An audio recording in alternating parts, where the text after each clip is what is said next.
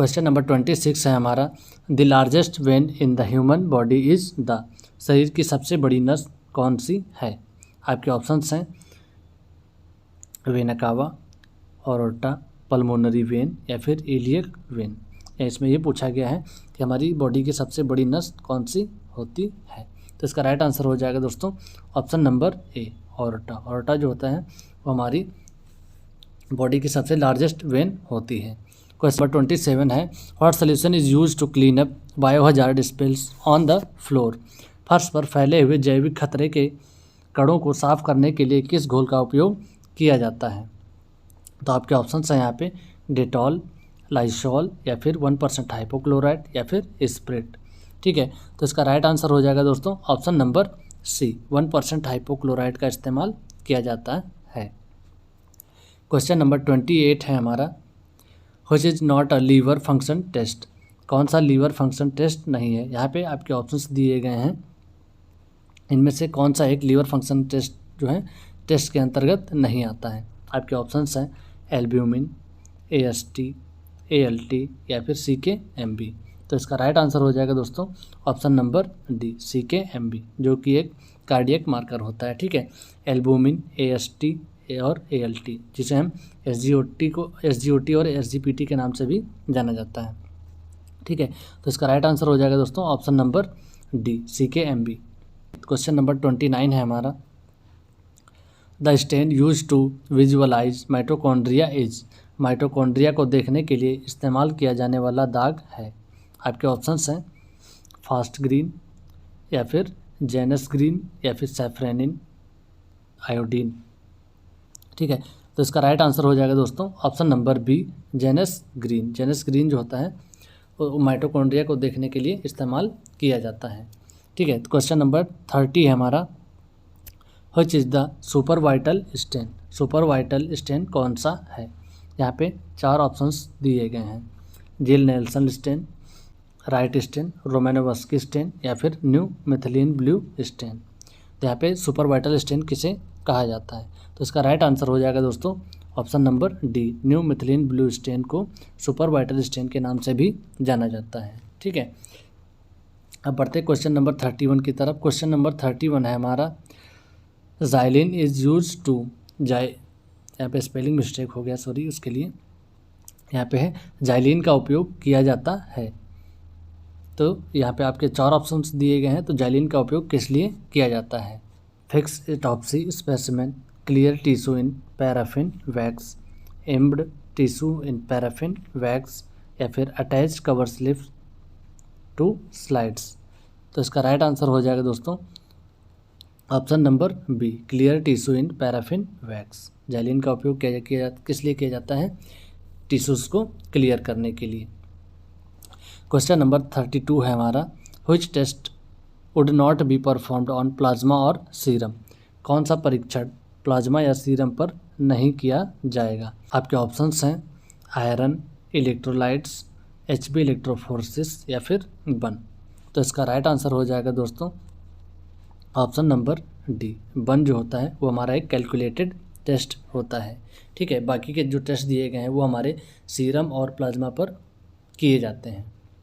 Question number 33 है हमारा, the most commonly use microscope in the clinical laboratory in the, clinical प्रयोगशाला में सबसे अधिक इस्तेमाल किया जाने वाला माइक्रोस्कोप है, यानी कि कौन सा माइक्रोस्कोप सबसे ज़्यादा जो है क्लिनिकल लेबोरेटरीज में उपयोग किया जाता है?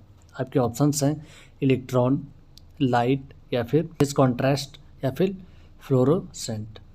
तो इसका राइट आंसर हो जाएगा दोस्तों option number A, electron microscope जो है ज़्यादातर क्लिनिकल लेबोरेटरीज में यूज किया जाता है। ठीक है, क्वेश्चन नंबर 34 है हमारा, some bacteria can produce a capsule that is resistance to heat and drying, this is called a. कुछ बैक्टीरिया एक कैप्सूल का उत्पादन कर सकते हैं जो सिर और सूखने के लिए प्रतिरोधी हैं, इसे कहा जाता है, उसे क्या कहा जाता है? तो आपके ऑप्शंस दिए गए यहाँ पे, ऑप्शन नंबर ए है हमारा स्पोर, सिस्ट, सेथ या फिर स्कैब। तो इसका राइट आंसर हो जाएगा दोस्तों ऑप्शन नंबर सी, सेथ। The function of the respiratory system is, श्वसन तंत्र का कार्य क्या है? तो यहाँ पे आपके ऑप्शंस दिए गए हैं, to supply oxygen to the tissues, to remove carbon dioxide from tissues, to regulate heartbeat. Option number D है ए एंड बी। तो इसका राइट आंसर हो जाएगा दोस्तों option number D, A and B, यानी कि टिश्यूज़ में oxygen को सप्लाई करते हैं और कार्बन डाइऑक्साइड को रिमूव करते हैं। तो इसका राइट आंसर हो जाएगा option number D. Question number 36 है हमारा, which one of the following is standard criterion of quality of laboratories in India. Bharat में प्रयोगशाला की गुणवत्ता के लिए निम्नलिखित में से कौन सा मानदंड है, यानी कि लेबोरेटरीज में सही वैल्यूज़ या फिर रिजल्ट सही आते हैं उसकी गुणवत्ता के लिए इसमें से कौन सा सर्टिफिकेशन दिया जाता है। ठीक है, तो आपके ऑप्शंस हैं NABL, NAHI, NAAC या फिर NATC। तो इसका राइट आंसर हो जाएगा दोस्तों option number A, NABL। NABL का सर्टिफिकेशन दिया जाता है फॉर क्वालिटी ऑफ लेबोरेटरीज के लिए।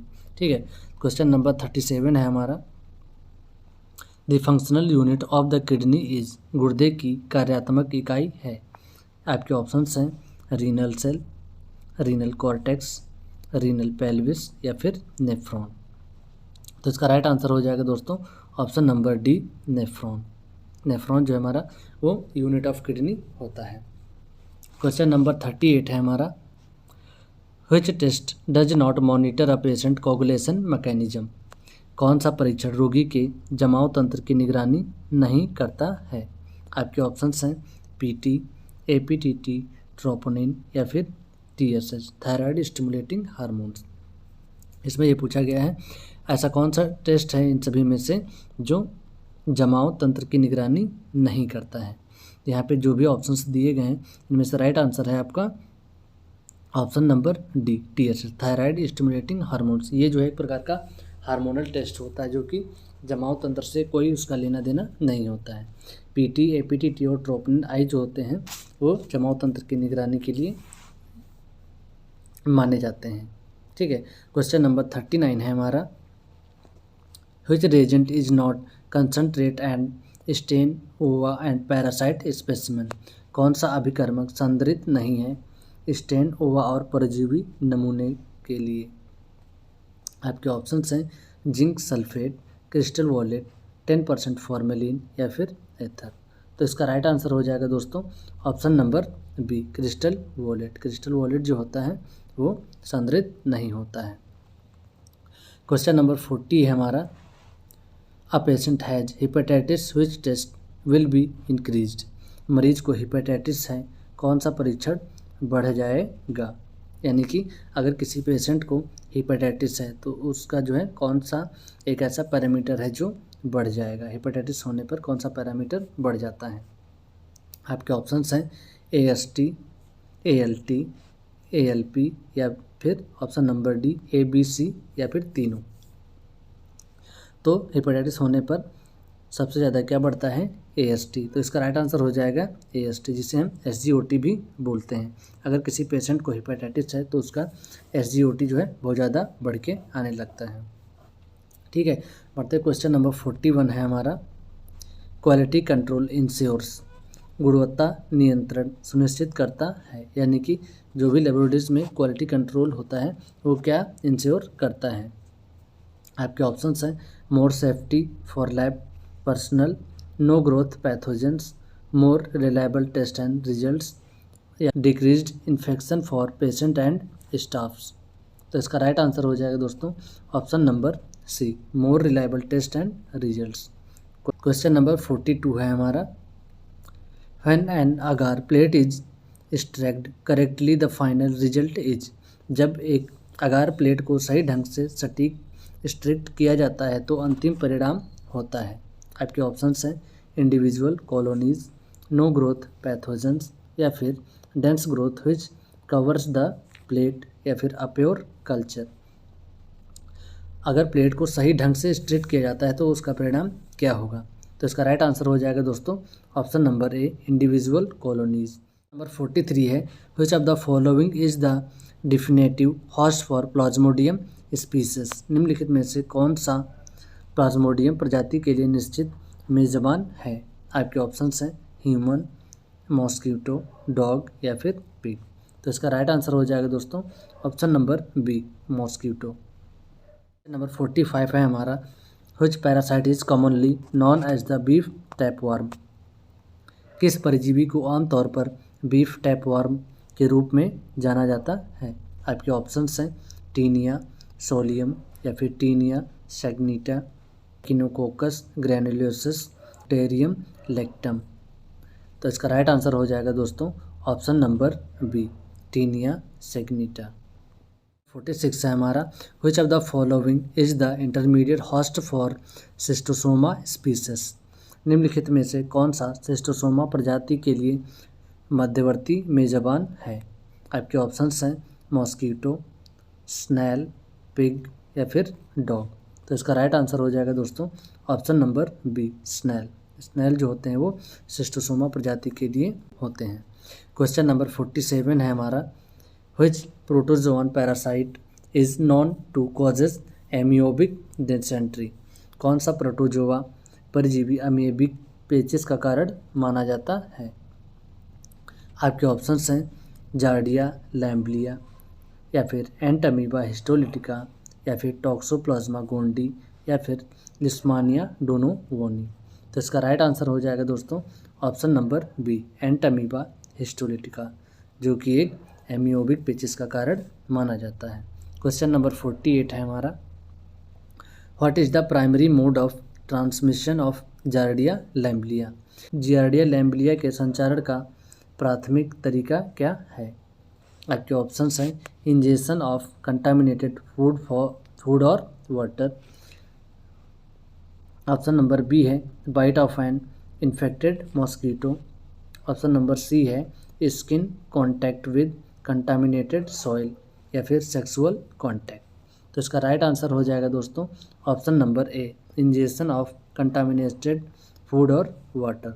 ठीक है, इसकी वजह से जो है गियार्डिया लैम्ब्लिया जो है हमारी बॉडी में ट्रांसमिशन हो जाते हैं या फिर ट्रांसपोर्ट हो जाते हैं।